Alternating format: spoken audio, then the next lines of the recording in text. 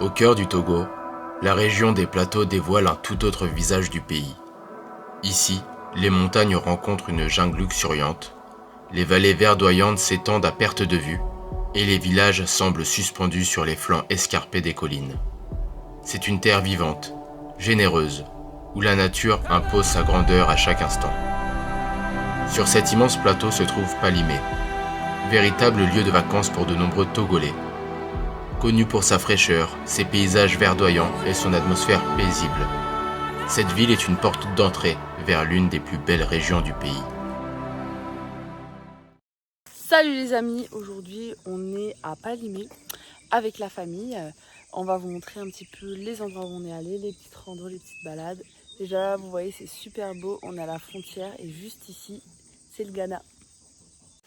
Nous découvrons Palimé et sa cathédrale emblématique et colorée. Un lieu à la fois simple mais chargé d'histoire qui reflète parfaitement l'âme de la ville.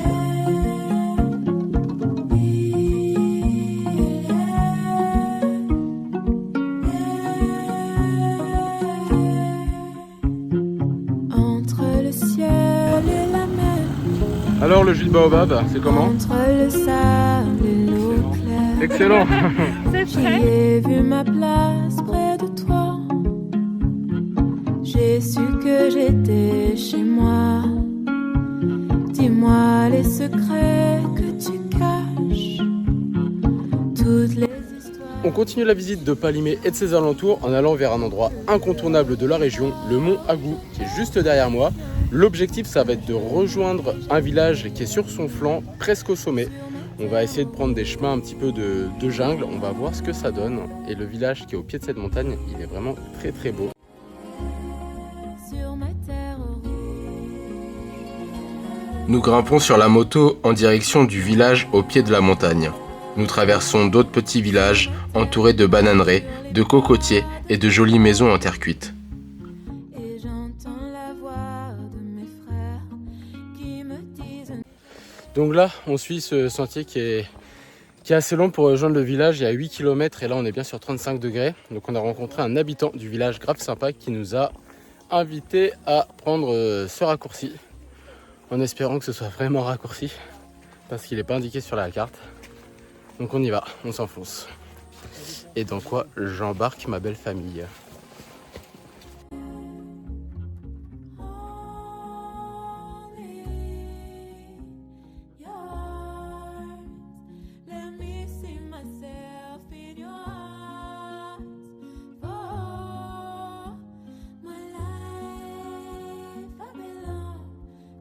Alors comment ça va? Bon c'est difficile hein, mais on est là.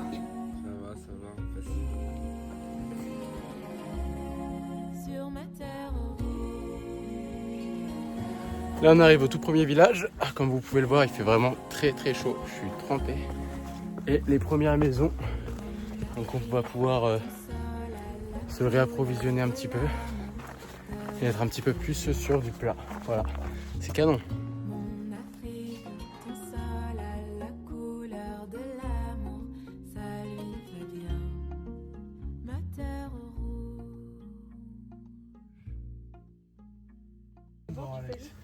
Là il n'y a pas tout, ouais. Alex, regarde le bâtiment qui est en haut là-bas. Bon alors Jules, la montée pour atteindre le... Easy, hein, franchement, on a fait même pas 300 mètres de dénivelé Ouais.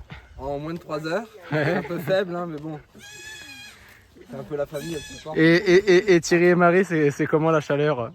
La chaleur? Oui. Quelle chaleur! Moi, si je pouvais mettre une veste, je mettrais ma veste. On y croit. L'objectif est atteint, le village de Kebodog-Badji. Accroché au flanc de la montagne, comme suspendu entre ciel et terre, ici, pas de route. Le village se mérite, accessible uniquement à pied. L'architecture est unique, parfaitement intégrée au relief, comme si les maisons avaient poussé sur la roche et la forêt. Autour, une végétation luxuriante enveloppe tout le paysage, et au loin, la vue s'ouvre à perte de vue.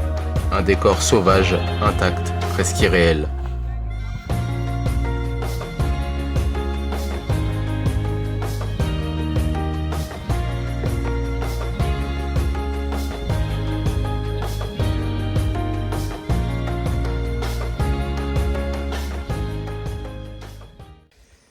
Donc là on redescend de la montagne pour rejoindre Agunyogbo. On passe parmi les bananeraies. Et c'est vraiment agréable de marcher dans cette forêt primaire qui est vraiment, comme son nom l'indique, laissée à l'état sauvage, à part ces quelques champs de bananes.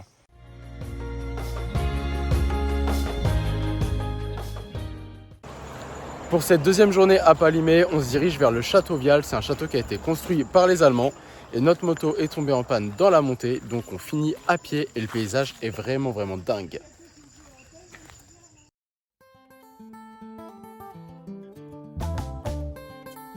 Alors salut les amis, aujourd'hui on est au château de Vial avec la famille.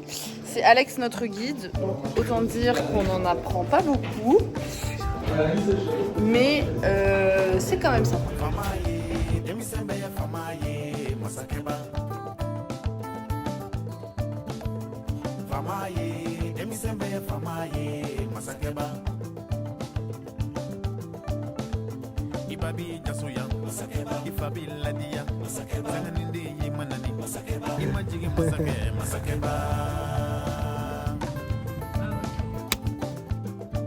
Ah, c'est joli ça. Ouais. On appelle ça fougère à tampon. Ah oui, très bien.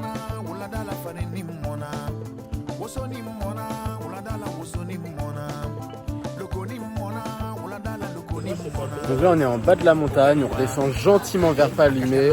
On a trouvé un bar grave sympa.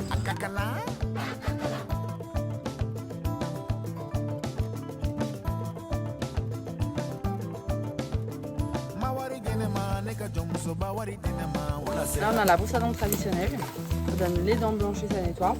Et là on a un cacaotier. Cacaoyer, la fève. Et à l'intérieur, c'est extra coupe de chocolat. Le lendemain matin, nous hélons des mototaxis pour se rendre dans un des lieux caractéristiques de la région de Palimé, la cascade de Womé, puisque Palimé est notamment connu pour ses nombreuses cascades. Le temps nous manque, donc nous sélectionnons celle-ci. Les rues serpentent, nous gravissons peu à peu la montagne, manquons de glisser sur ce terrain chaotique et la pluie commence à battre son plein. On va visiter la cascade de Womé. Là il se trouve qu'actuellement on est un peu sous une cascade géante, mais le paysage est vraiment sympa, végétation luxuriante, c'est que du kiff. Bonjour, ça va? C'est sympa, faut mouiller hein. Ouais. Oh.